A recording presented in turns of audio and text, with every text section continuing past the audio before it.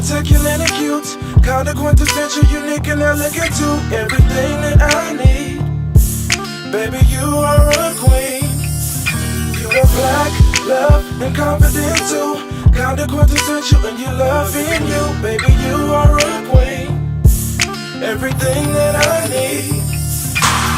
Hey you guys, welcome to another episode of Hershey's Word of Mouth. And for my guest today, I have Miss Katherine Wright, who is not only a college graduate, but she's also a writer for the Orlando Sentinel. So how are you? Good. How are you? I'm good. It's been hot outside, but I'm good. It's very hot. Okay, so tell me about your experience with writing for Orlando Sentinel. Yeah, so I was offered the job in February, and since then I've been able to write about basketball, Florida State baseball, and Florida State football. This most recent season of football, Ooh, give me an intake on that. It's been crazy, but as a journalist, it's been very interesting to see how, I don't know, you kind of investigate what's going on and try and figure out reasons why they're having struggles, because obviously they won't tell you everything, right? Which is fine, there needs to be that barrier between what's confidential and what the media can talk about. But it's been interesting to report on them, and I've enjoyed it. I haven't enjoyed watching them get them behind kids. That's really hard. These are kids. Right. These are kids playing, and then you have these adults that are just people on social media that don't care that they're kids still. Yeah. And they're bullying them, and it's very hard for you to watch. Yeah, that's the hard part to watch. I mean, the team is difficult, but at least I think they're trying their best.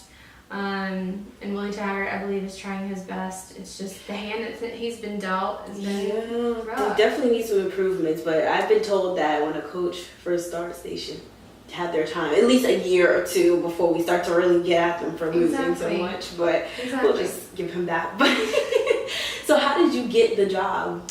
So, like I said, I got it back in February. So I was writing at the student newspaper at FSU, Florida Flambeau, and the beat writer at the time for the Orlando Sentinel for FSU was Safid Dean. Safid Dean. A lot of people are like Safid, Safid. So I think it's Safid. Safid. That's what it is. So he came and was a guest speaker for the newspaper, and pretty much was telling us how to get our foot in the door, what we should do, how to gain more experience in sports journalism.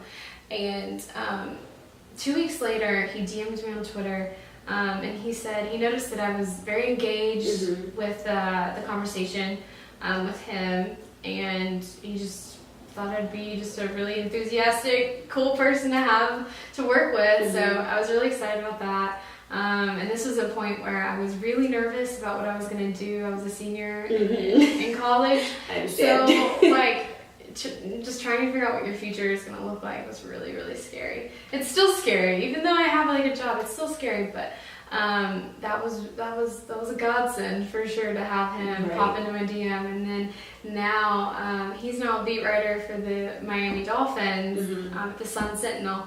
So that's left me here in Tallahassee by myself. Doing it solo, but I definitely miss him a lot. I miss having that mentor on the ground. My sports editor right now, she's a really, really great woman, and she's really mentoring me as well. But having him here was really awesome. So it was really sad to see him leave. But I have gained a lot more experience by being solo than I could have with him. Proven myself in ways that I had no idea I could, or I just didn't ever think was possible. Right. So that was the experience. Yeah, exactly. So that was really cool. And now I'm just watching Florida State football and reporting on it. Can you tell me what the perks are?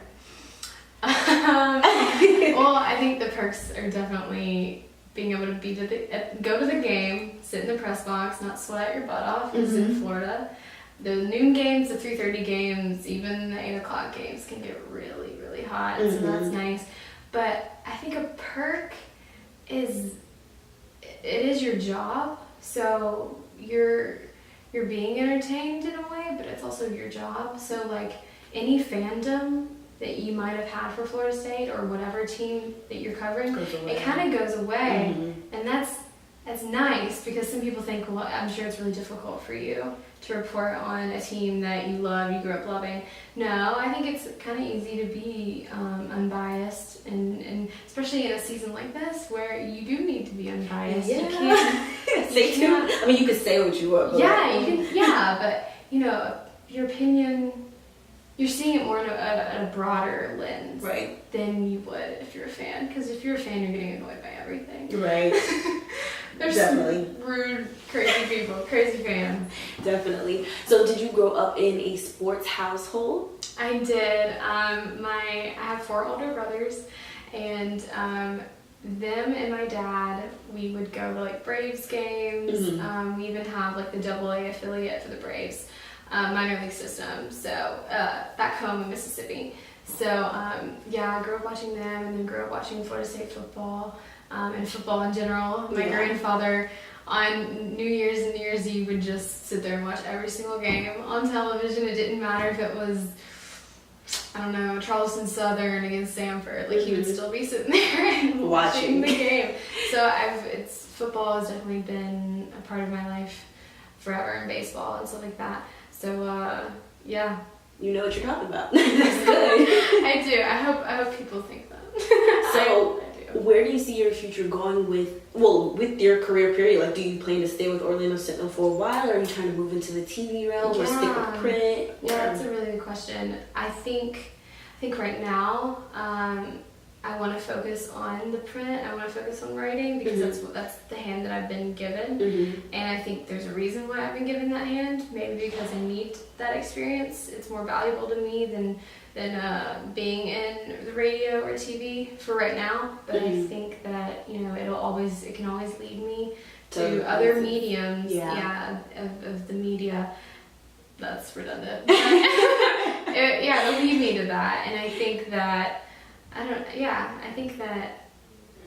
I'm very open to anything. And I think being on TV, being on video, I think it is fun because you can show your personality more. With writing, you can, but it might come off in a different way than you want or desire. But then that's kind of fun. I think it's harder. I think that's why I don't like writing as much, because it's harder. I feel like there's so many more rules. I think once you get the structure down and the rules down of writing, then you kind of allow yourself to enter the picture and enter the articles that you're writing and the story that you're telling, because now you don't have to be thinking about the rules, because they're part of your writing. Right. And then enters your voice. So yeah. Okay. Well, I do thank you so much for joining me, and thank you all for tuning in to Hershey's Word of Mouth. Yeah. It's something about a black woman. Then let me know one of them gotta be the right woman. Gotta respect them cause all of them was created strong. Don't meet the standard of beauty, no, they create their own. Full of style and confidence as early as the birth stage. And every year they get more encouraged as they incur age. Cause black don't crack, and these women are Nickelodeon, I swear they all let